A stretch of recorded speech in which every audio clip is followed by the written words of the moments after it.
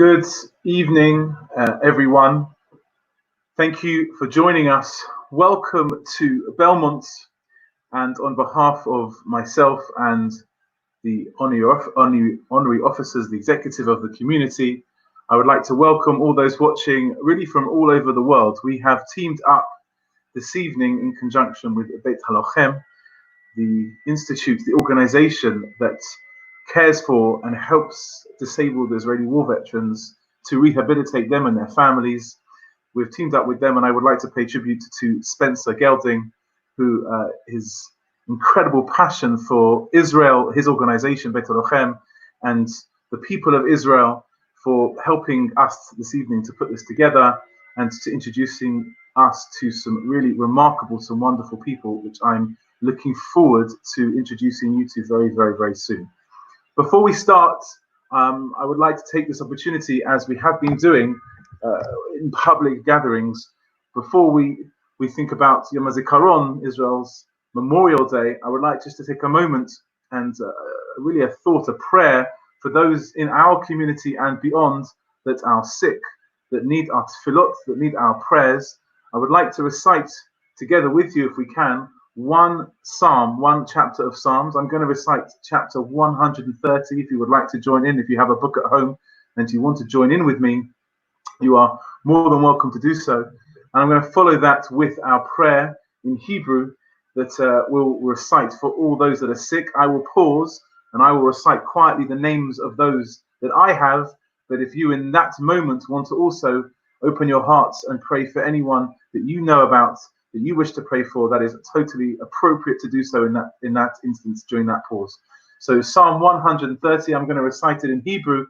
We pray to God, open your ears, hear our prayers, hear our tefillah, our heartfelt prayers. We want to storm the heavens. We hope and pray that we know that you are watching over us, but we want to feel your presence. And we just put all our faith and our trust and our hope into you, Hashem, into you, God. So this is Psalm 130. If you have a book at home, please join me as we recite this together. Shir Hamalois Mima Makim Korosicha Adonai Adonai Shema B'Koili Tienos Necha Kashivois L'Kol Tachonunai Yemavoinois Tishmayo Adonai Mi Amoy Ki Machatz Licho L'man Tivarei Ki Visi Adonai Kivso Nafshi V'lidvaro Yoyacholati Nafshi L'Adonai Mishomerim Laboyake Shoimrim Laboyke Yachel Yisrael El Adonai Ki im Adonai HaChesed V'Harvei Mufadus V'hu Yiftes Yisrael Mikol Abonoso Yisha Beirach Avoseinu Avraham Yitzhak Yaakov Moshe v'Aaron David Yishloim Hu Yivarech Es HaCholim.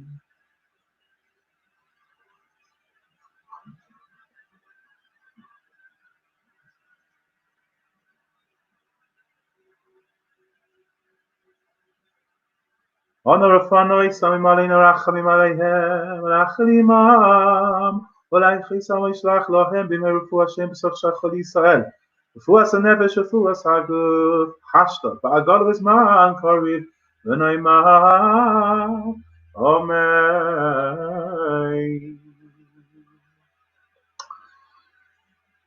Friends, a few short words from me by means of an introduction. I want to read for you a short letter, in fact, two letters. The first letter was written by a man called Moshe Omer. And Moshe is writing to David Ben-Gurion, the founder pretty much of the state of Israel, the first prime minister of Israel. And these letters were published in many books. I found many sources for these letters.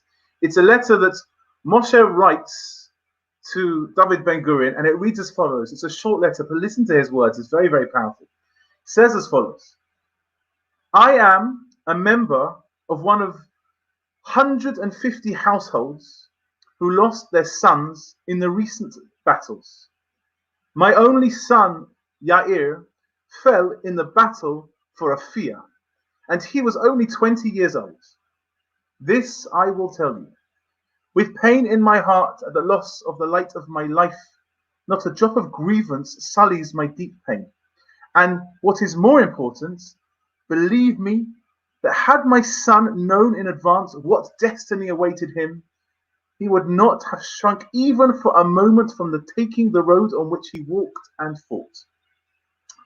You, Mr. Ben-Gurion, whose destiny it is to bear the heavy responsibility for our nation and decide the things that determine the lives of our sons.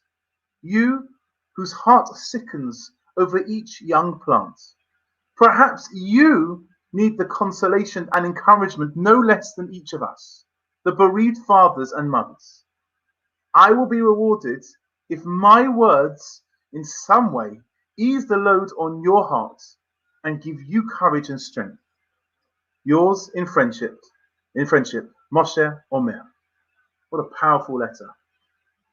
And what is also being published is Ben-Gurion's reply to Mr. Omer.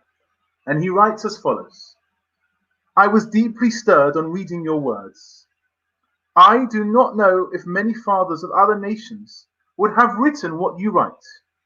Your letter deserves to be preserved in the nation's archives as a supreme revelation of moral heroism and as supreme devotion to the homeland. I have no words to elevate your wonderful words. May your like multiply in Israel. With deep admiration, David Ben-Gurion. So Ben-Gurion at that time, in response to Moshe Omer, could not find the words to add, to elevate that Moshe Omer had said. But I humbly would like to suggest one brief idea and connect it to something we will read this coming weekend, this coming Shabbat. We read in the Torah, in a holy of books, we read one verse, in fact, two words from a verse. Kadoshim to you. Be holy. We are commanded by God to be holy. So everyone asks, what does it mean to be holy? What does that look like? Is it righteousness? Is it strength? Is it courage? Is it faith? Is it all of the above? So the medieval philosopher and great rabbinic scholar, Nachmanides, the Ramban, he says, what does it mean to be kadosh? What does it mean to be holy? It means going beyond the letter of the law. He understands and explains that we have many laws, as we know, 613, which are always growing and growing and growing in depth and understanding, seeming endless, he says. That's laid out for us. This we can explain, this we can follow. What does it mean to be holy? Going beyond what is expected, going beyond the letter of the law. There are things that aren't written down even that should just be innate for us to practice goodness, love, and kindness. So maybe we can suggest, I would like to suggest, that the letter that Moshe Omer writes to David Ben-Gurion, that exemplifies holiness. This is not just raising a child, raising a family, raising a nation that go out to protect itself. The sentiment, the heartfelt sentiment that he writes to David Ben-Gurion elevates his soul and is the understanding of what holiness is. Putting yourself way, way back, putting your faith into the land, the people, and the courage of those that sacrifice themselves, and knowing and understand amidst my own pain, however upset, unhappy, and destroyed that I am in these circumstances, that I've lost my only son, I have complete faith that this is what he wanted, and this is for the good of our nation. That, to me, is going above and beyond the letter of any parent, any person, any citizen. That, to me, exhibits what I understand to be holiness. May this be an inspiration to all of us. May we understand the holiness, the kadoshim of all those that have laid their lives down, all those that have died to protect our beloved homeland, the people, the state, the nation of Israel. May there be always a blessing for all of us. May their souls continue to shine a light and guide the way, guide our paths, and may they rest peacefully. Amen. What I would like to do now is invite someone to join us briefly, even for a couple of minutes. Her name is Caroline Beasley. I'm going to bring her up onto the screen right now. Caroline, welcome Caroline. Just to give you a brief introduction, because I'm assuming most people watching don't know who you are.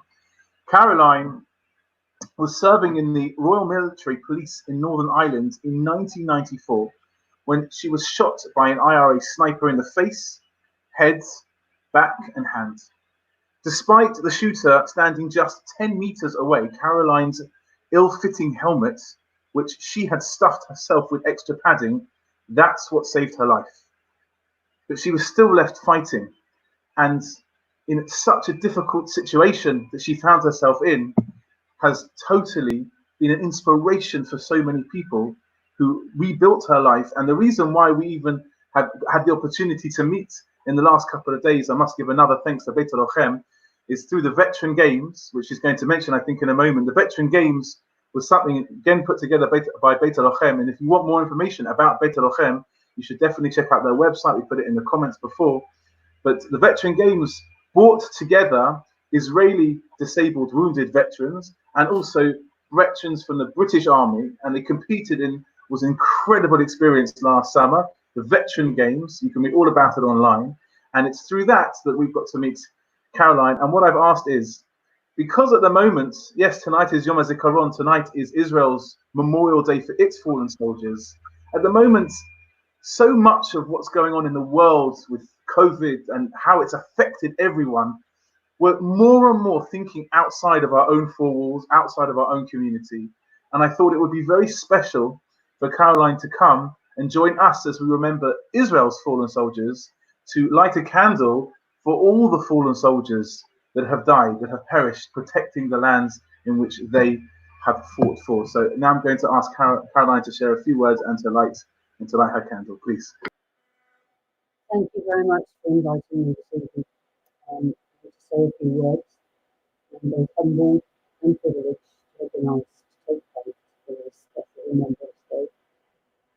Pay my respects to those who gave their lives for us all and who paid the ultimate price. As some of you may have read, and you've just heard, I was unfortunate to have been shot a number of times while serving as a Royal Military Police in Northern Ireland. But for me, I've tried to turn this negative into a positive. And now my focus is to try and help others. To enable me to do this, I've had some wonderful support from veteran charities, and I've also taken immense strength from people I've met within the veteran community.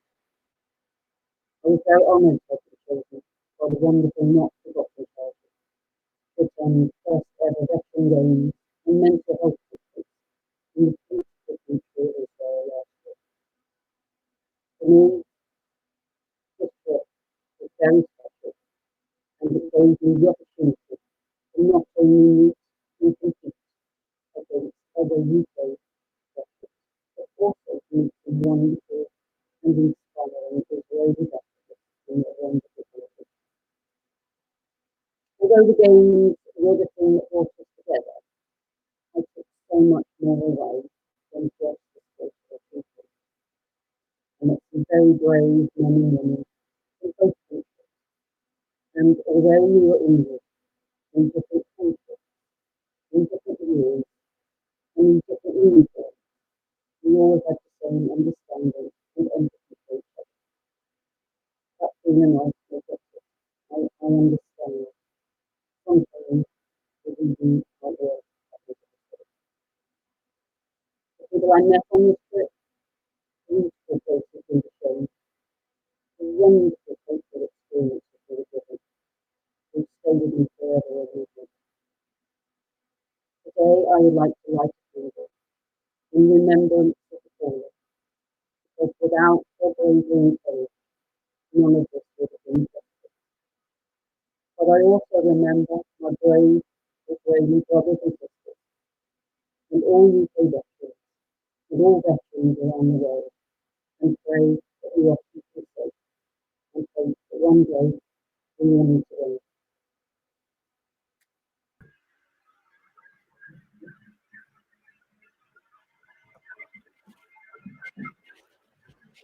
Thank you so much, Caroline. We wish you as well much strength. And as we remember all those fallen, please God, God willing, their souls should rest peacefully. Amen. To light one more candle, I'm going to actually click to something that had to be, for legal reasons, recorded a little bit before this evening. It's a short video, but he will explain who he is and why he's lighting this candle. So I'd like to hand over now to Sergeant Yoav Levinson, who is calling us from Israel. Good evening, I'm Yoav Levinson. I grew up in Northwest London and studied at JFS. 3 years ago, I decided to make Aliyah after it being my dream for a very long time. And a year and a half ago, I drafted into the IDF, where I today serve in the Nachal Brigade, where I specialize in counterterrorism and explosives. Today, I am currently studying in the commander's course of the IDF, where I hope to go on to be a commander in the next few months. Today in Israel, all Israeli families are remembering the soldiers that have fallen in wars and missions that have come before to protect the country and watch over the citizens of this great country that we love. And in their memory, I light this candle this evening. May their memory be a blessing. Good evening. Thank you, Yoav. I know your family are watching, and we are all very, very proud of everything that you have done and everything that you continue to do. And Hashem should guide your hand in all your actions, and you should see much success in all your endeavors. We now move on, just a few more things before we move on to our main keynote guest speaker. What I would like to do now is two tefillot, two prayers, and then we're going to do a silence. So the first prayer is something actually that we say every week in the synagogue in Shul. And I want to say a prayer, the Mishabeirach, for the welfare of the state of Israel and, of course, its defense forces. If you're sitting and you want to stand at home, it's very much appropriate to do so. Mishabeirach Avoteinu Abraham, Yitzchak v'Yaakov. Hu yivarech et medinat Yisrael v'oshecha v'yoatzecha al dama asher nishba la'avoteinu letet lanu. תן בליבם אהבתך ויראתך לסעדה ובמשפט ובצדקה ונזכה בימינו לדברי הבטחה הנביאים. כי מציון תצא תורה ודבר אדוני מירושלים. אבינו שבשמיים וקוד נא את חיילי צה"ל למקנה ארץ קודשנו. שומרים מכל צרה וצוקה ושלח ברכה והצלחה בכל מעשה ידיהם. שים שלום בארץ ושמיכת עולם על כל יושביה. ושב יעקב ושקץ ושענן ויהי מחריד, ופרוס סוכת שלומך על כל יושבי תבל ארצך, וכן יהי רצון ונאמר Amen. And finally, the Hazikaron, the memorial prayer for all those fallen soldiers and also all those victims of terror. May their neshamot, may their souls be blessed and be honored and rest peacefully. This will be followed by a silence for 2 minutes. Traditionally in Israel, in the evening, it's a 1 minute silence, and in the day, it's a 2 minute silence. The whole country, as we know, it stops with sirens. But as we're only going to be doing one as a community, this will be a 2 minute silence that will follow the memorial prayer.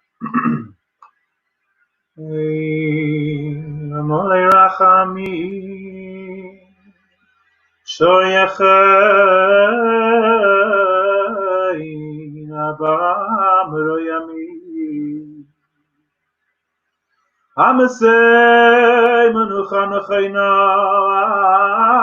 Lekanfei Ashtina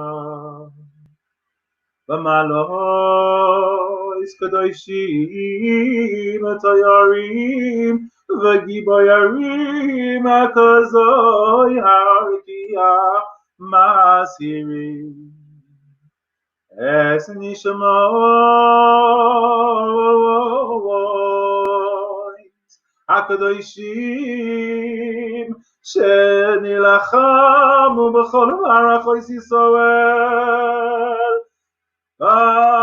במחתרת ובצבא הגנה לישראל שנבלו במלחמתו ויש נשמוע הקדושים אשר ניצחו בפיגועי טרור ומסרו נפשם על קדושת השם עולם יארץ ויבוא שאנו מתפללים לעילוי נשמותיהם לכן בעל רחמים יסתירנו וסייסק נובב לעולמים ויצרוך חיים את נשמותיהם אדוני ונחלצם בגן עדן מנוחתם וינוחו בשלום המשכב ויסיים ושמות לכל ישראל וזכוסם ויעמדו לגוי העולם לקיץ הימים ונאמר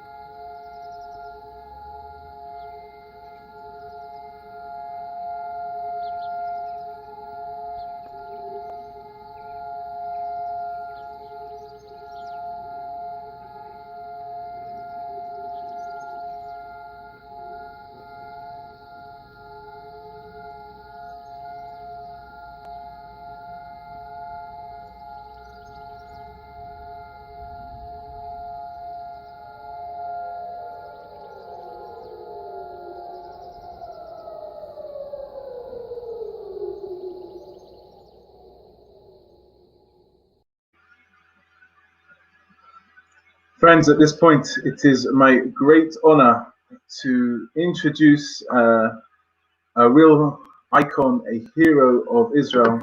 This is Halochem, and I could spend the next hour just telling you about him, but that's not going to do it justice.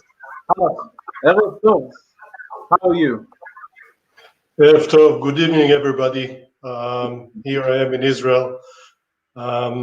Very happy to have you on board as well. Of course, also Caroline. Thank you, Caroline, for honoring us. It's really special to me to see that. Before I start, I just want to say that we cannot disconnect this special day from this whole week, actually, which starts about a week ago with Yom HaShoah, remembrance of the Holocaust. And me, as a son of two Holocaust survivors, I can tell you that this week means a lot. And this special day, remembering many of my friends and many of my fellow disabled veterans, means a lot to me. Of course, with the connection to the special day tomorrow, in which we celebrate Yom HaAtzmaut, the Day of Independence. The connection between Yom Hazikaron, the Day of Remembrance, and the day which we all remember our friends and relatives and all the Jewish and Israeli community all around the world, not only in Israel, is very special because it is connected to the reason we are still here in Israel. We are still connected to our community all over the world. Before I move on with a few words about me, let me have an introduction to you with the help of Rabbi Mark. We will screen a short, not a short, but a good video for you.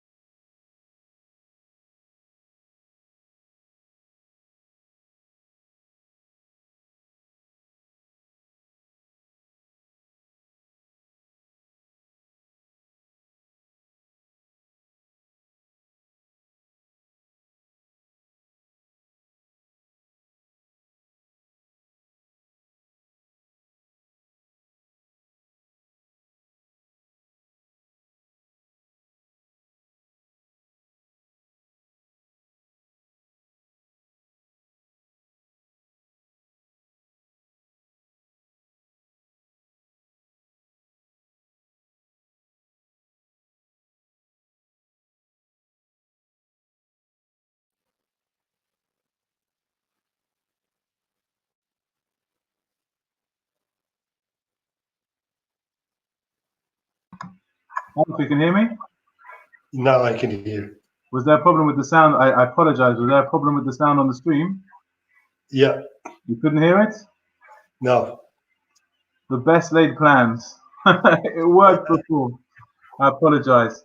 Maybe we can hear from you instead, and we'll see how it goes. So I apologize. That it would have been good. I don't know what happened, but the technical part. You just, when you share the video, you have to turn on the sound as well. You have to share the sound. It worked for some reason. It's not working now. I can't see why, but we're going to hear from you directly anyway, Hanoch. And you've got your live is better than any video anyway. And you're going to tell us what there was a snippet into some of your greatness, and tell us a little bit about the video, and then the messages for this evening. I apologize. I don't know what happened. No problem. It's fine. So let me talk about myself, and I won't make it in short. I will try to keep it focused. So I was born to a family of 4 boys. I mean, we are 4 boys in the family. when my parents came to Israel after the Holocaust. They, of course, joined the forces fighting over Israel over the War of Independence. And they met together after the war, and they decided to raise a family, to have a family together. They had 2 boys in Israel, and then went because things weren't so good and actually pretty harsh that time. They decided to move with their 2 boys to Canada. In Canada, I was born as well with my brother. I'm the youngest son of in a family of 4. After a few years, they decided, everybody makes mistakes. So they said, let's go back to Israel and start our life back again in Israel. They went back to Israel with their 4 boys. Of course, we all joined the army. And I, as the little one, joined the Golani Brigade. And this is something I was trying to show in this short video, is like when I was about 20 years old, and when you are 20 years old, you feel like you're in your prime. You can do anything you want. You're powerful, full of strength. You're young. The only thing you see is your future. You can achieve everything. You are doing something very special for your country, especially for a family like mine. When I was 20 years old, we were serving, me and my unit, the Golani Brigade, we were serving, guarding the northern part of Israel, the northern border from Lebanon. We were doing that when we were, actually, there was a short stripe. We were in Lebanon and doing our job within Lebanon to prevent terrorist attacks, terrorist infiltrators coming in from Lebanon to Israel. On the weekend before the 6th of June, 1982, me and my unit were there watching so many missiles flying over our heads, hitting the northern part of Israel. We knew exactly what the next step is going to be.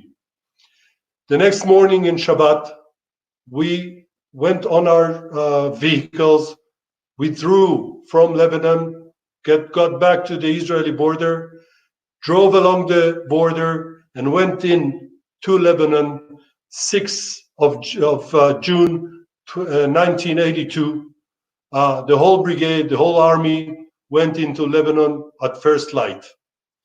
For us, began the operation of the Peace of Galilee. This thing went on, and as you know, the Peace of Galilee changed its name, and it's now called the War of the Galilee, or the First Lebanon War, because we've been through the second one already. And by the way things look here in Israel, if you ask any Israeli, anyone will tell you that we see also the third one coming up. We all went into Lebanon that morning of 6th of June. Our goal was to push back the terrorists about 30 to 40 kilometers to enlarge the distance between their missiles and our northern part, so that the range wouldn't hit. I mean, because of the range was about 30 to 40 kilometers, we were positive that this will prevent them from shooting again missiles over the northern part of Israel. We moved on very quickly, seeing whatever we saw then. We were hit at the first day, and actually we were facing, as 20 years old, we were facing this inferno from the first day. We went on, and on the 5th day we were already facing and watching over Beirut. Beirut is over 40 kilometers, but since we got there very quickly on the 5th day, we thought everything would be finished. Everything got calm. We thought there is a ceasefire. We could ease up a little bit. We stayed there. We had even an opportunity to go back home and visit our families, to let them know that we are still okay, and things were going on there, but we can go back and make them relax a little bit and understand that things are normal. At the first week in Lebanon, me and my other three brothers, we were all together in Lebanon, all four of us. You can imagine what went in my parents' heads back then. I went back home to calm them a little bit, and then went back to Lebanon to try and replace someone else who would go back home to relax as well. At a certain stage, we were called up to one of the let's say it's over on a settlement overlooking the road between Damascus and Beirut. This road was very important for the terrorists because they were moving weaponry and soldiers, fighters to back up their soldiers over there. And we were supposed to stop all the movement on that road. We were called up to evacuate a platoon of reserve soldiers who were stuck there in facing a very well-trained Syrian commando force. We went up there, and on the first light of June 24th, we confronted this very special unit. We were hit by many missiles, artillery, and snipers. It was really a bad day for my unit. On that certain day, we had 2 casualties, 2 dead friends of mine on that special day. Not too far from them, was me, and I was hit by a mortar, and my right arm was amputated on the spot. Lying there on the ground, full with blood and pain and dirt, I was really sure my life is over.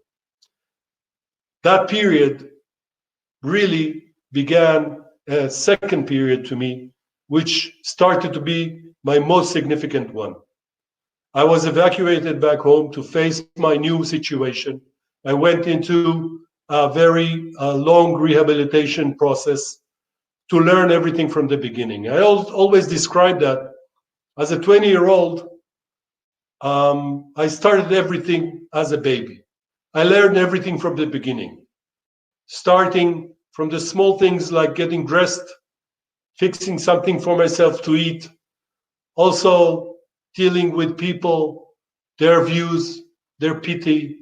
I was then a soldier, but on one split second, I was a needing soldier.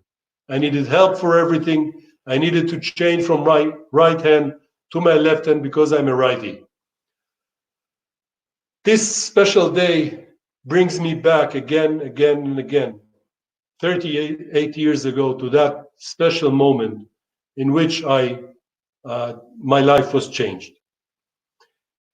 I had a big decision back then to change my life into better. And when you're young and you think everything is bad, you think everything which happened to you will not have a positive direction. To me, that certain part was a really big leap to a different life. I chose to join Beit Halochem, which is our rehab organization center. We have 4 centers in Israel. I chose the one in Tel Aviv. This is the one I had to choose because back then, when I started my period, it was the only one existing. Since then, we built 3 more. Beit Halochem is very unique because you go there and you meet your fellow soldiers. And I'm sure Caroline, who was also part of the veteran games, who visited our center, showed the comradeship, to show everyone get together, learning from each other, staying together, and giving strength to one another. I was very lucky to meet a very special group of people who came to me at first to the hospital, convincing me that I can have a better life if I join them at the swimming pool. I got to admit, I was raised in Beersheba, which is in the south, and a swimming pool is not a very let's say a very common place to go to in Beersheba. What we did in Beersheba back then is play football. So this is the one I knew how to do. And this is the thing I knew how to do. But this group of people, these special people who I really got connected to, convinced me, and I decided to make that move. I joined Beit Halochem, and I started my first steps of rehabilitation in the swimming pool. The whole concept of rehabilitation is really not only the part of the physical rehabilitation, it's also the mental one. To really understand and get the feeling of who you are today. I'm a different person than I was before. Many times I'm asked, am I sorry about being injured? Well, I'm a positive person. I'm never sorry for the past. I can only be sorry for the future and the things I'm going to miss. But I'm very happy to do everything back, go back and do the same things again and again. I joined the swimming pool team. I joined the Israeli swimming team, the national swimming team. And apparently I was doing pretty well. And in 1984, for the first time, I qualified for the first Paralympic Games I participated in. These games were in the States, in the United States. And I was lucky, very lucky, to get in and get a bronze medal in 100 meters freestyle. That really drew me in, and I looked at it and decided this is going to be my life. I really took it as a serious phase, and I put myself into it. And it's not easy to be an Olympian. It's not easy to be an athlete. It's much even more difficult to be a Paralympian, because you don't only face your difficulties as an athlete, but you also have to face the difficulties that your body puts up to you. I trained a lot, and I made it to the team for going to Seoul in 1988. This was my biggest event. In 1988, I started swimming. My first event was 400 meters freestyle. I won the bronze medal. It was a nice thing to have, but I was focusing on my breaststroke event, my 100 meters breaststroke event. I was a very good breaststroker back then. I was even coming close to the world record. And I went to that swim, and as many times happens to athletes, I came third. Actually, I lost. You can say, well, you got a medal, but I lost. And to me, losing was really bad. But it took me 2 days to pull myself up again. Usually I say it, I took 2 hands to put it, but it's not there anymore. But I pulled myself again, and I managed to swim and win my first gold medal in 1988 in Seoul in the 100 meters backstroke.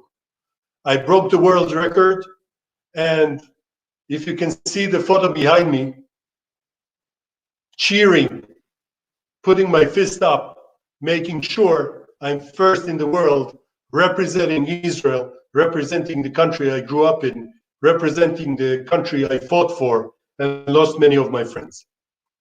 So to me, this connection is very important. The Holocaust, and of course, the Day of Remembrance, and following by the Day of Independence. I kept on swimming on that Paralympics.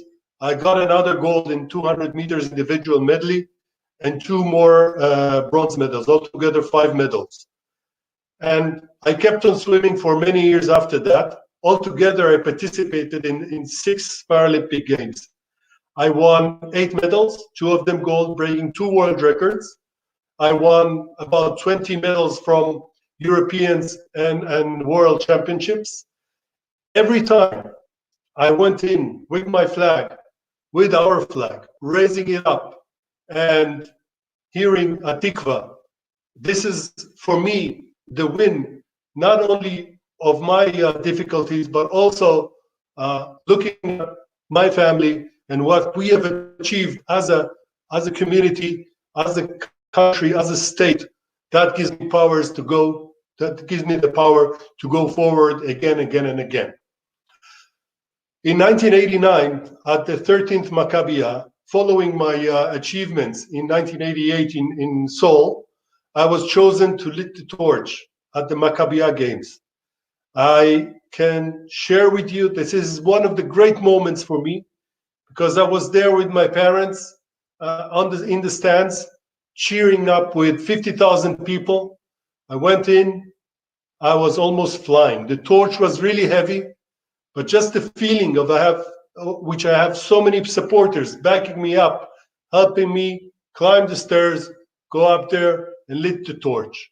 To me, the Maccabiah Games is a very big symbol of our connection to our country, of our connection with the whole Jewish community all over the world. I must admit that every time I meet people from our community, the Jewish community all over the world, every time I go out of Israel, we cannot go out anymore. I mean, not in the near future because of COVID-19. But every time I go there and I meet you, the community all over the world, I really feel at home. I feel at home because everything is so simple. We sympathize, we have the same goal, we understand each other easily, but we have to remember all the time those who paid the most valuable price, and that is their lives and their body. I always keep saying that we do not only remember the casualties, the dead people, we also need to remember our veterans who gave their lives, gave parts of their body, many times gave their mind, as people who suffer now from PTSD, which is can be a very disturbing issue for them. So we have to share that as well. We have to remember on that special day, and we have to connect it to Yom Ha'atzmaut, to the Day of Independence. I did many things in Israel. I wrote a book, which I call in Hebrew, La'afoch et hachisaron li'itaron, means turning disadvantage into an advantage. I called it in English, I translated it to English, and I called it single-handed. I used the term single-handed to emphasize that I do everything with one hand, by myself, but I really managed to do great things. This special week in which in Israel we all get together is very hard for us.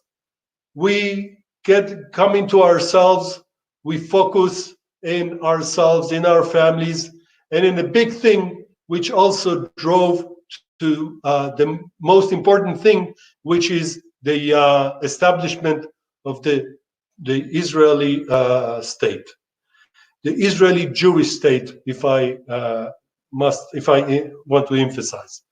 So getting together with you, sharing with you my story, my connection to that side of people who paid the most valuable price in their lives, and remembering my fellow comrades who were also killed in the battlefield. And I have to say that today I'm talking with all my friends from my unit. Once a year we get together, we meet at the memorials, we share the nice stories, the good stories, the stories which push us forward. When I talk about push forward, is I had two boys, myself, I have two boys. They're now over the army. My eldest served in a very special unit called the Goz, facing the Hezbollah in the north in Lebanon. And my youngest served in Nahal, which is also an infantry unit. Both of them had battlefield part. They did their part as well. I'm very proud of their job. And if you ask me again, if I would repeat everything again, I would do the same thing, the same route. Maybe I would change a little bit, some of the things, but I will go through the same path again, and again. So on this special day, I want to thank you all for joining. I want to send my strength to you. I know we are going through a very special period. We're all stuck at home. We cannot get together, we cannot hug, we cannot touch, which is very important. The cemeteries are closed here in Israel. We cannot visit our friends' graves, but we can find ways to get together, think about our present, our future, without forgetting our past. Our past, which drove us forward, got us to where we are, and got us to Israel. For you, as the Jewish community all over the world, I just ask, please do not forget. Please remember and understand that we are here in Israel not only for Israelis, but we are here in Israel for the whole Jewish community all over the world. That connection is very important for us because we know we are not only doing it for the Israelis, we are doing it for a much bigger community. We went through many things in our lives, the Jewish community all over the world, but I'm sure that together, with your help, with our help to you, getting together, staying strength together as one big strength, one big strong nation, we can overcome everything. I want to thank you very much for joining, and I hope to see you, not let's say in a very not too far away from now, to see you in London or anywhere else in the world, to meet together and hopefully shake hands and hug and make sure we stay together as a one big community. Thank you very much for joining. Wow, Hanoch, we got a glimpse into your incredible inspirational life. I once again apologize about the video. It worked in rehearsal, the video. Who knows why?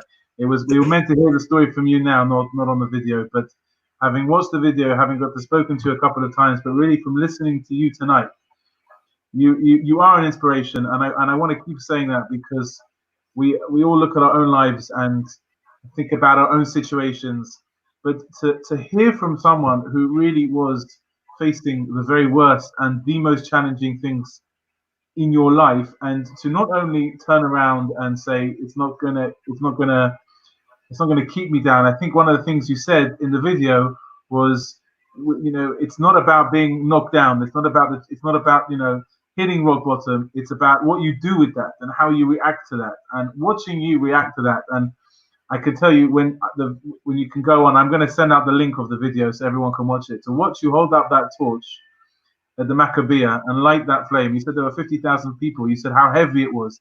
I think back to what we're told about the Aron HaKodesh, the original ark, which housed the tablets of stone. And they said when they carried it through the desert, they said it was really heavy, and it was carried. But they said that those that were carrying it, really, it was carrying them. And I feel like when you were carrying that torch and listening to you speak, that you weren't carrying the torch, but it was carrying you, and what it symbolized, and the people there that symbolize. It's the very best of our nation and our people that we can rally around each other, we can support each other, we can love each other, we can mitchazek, we give each other strength and chizuk. But you're at the top of that. You're giving that chizuk, you're giving that strength, and you are fueling us. So we just want to say on behalf of everyone here in the United Kingdom, everyone all over the world, there are two platforms. One is Facebook and one is YouTube. And I can tell you now, there are hundreds of people watching this between the two platforms all over the world. And we were inspired by you tonight. I want you to know, and the people of Israel to know, we stand together with you. When you remember, we remember. Am echad belev echad, one heart, one nation, one people. And Be'ezrat Hashem, you're not going to see us in London because we're going to come and see you in Israel. We're all going to celebrate, only have smachot, only have good things. That we should only have to celebrate and have happiness together, and not have to remember the bad and the worst of the world and out of history. So please, God, let us celebrate many smachot and happiness and good things together. Let all those that are tonight remembering, may they have comfort and strength, that we're all together, we're all standing together, and may we turn the sorrow and the sadness into joy and simcha and happiness. Thank you, Hanoch, once again for joining us. Thank you once again, Caroline, for your words. I think there was a problem with the sound. I apologize again. It worked in rehearsal. Who knows why why that might have happened. But we appreciate you making the time to be with us. Thank you once again, Spencer, and everyone at Beit Halochem for twinning with us here in Belmont. We've been in Belmont. My name is Rabbi Mark Levine. Anytime you want to come to Belmont, Hanoch, anytime any of you want to come to Belmont, we'd love to have you. Plenty of programming going on, and Yom Ha'atzmaut Sameach for the rest of the week. And please God, we'll see each other very soon. Thank you for watching, and fondest regards from us. And Laila Tov, have a good evening. Thank you, everyone. And that's it. Thank you very much.